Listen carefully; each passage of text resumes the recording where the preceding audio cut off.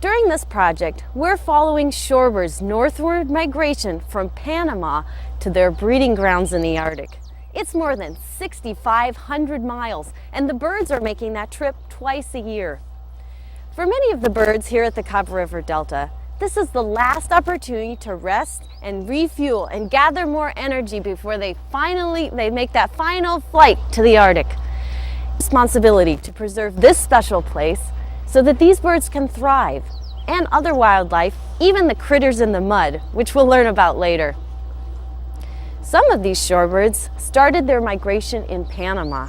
They traveled along the Pacific coast and may have stopped at the Bay of Santa Maria in Mexico, San Francisco Bay in California, the Fraser River Delta in British Columbia, Canada, the Stikine River Delta in Wrangell, Alaska, here at the Copper River Delta, and the birds will move on to the Arctic to lay eggs and raise their young.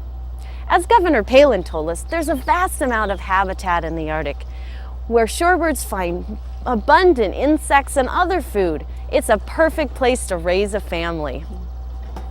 This journey along the Pacific coast of North and South Americas is called the Pacific Flyway.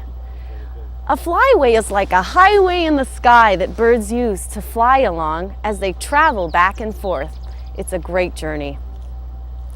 Now let's talk about what we'll see and learn during this program. Governor, will you tell us with the students? Students, tell us what you know. What is a stopover?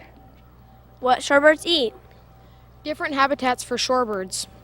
How to count shorebirds. And mysteries of migration. Thanks, students. Thanks, Governor Palin.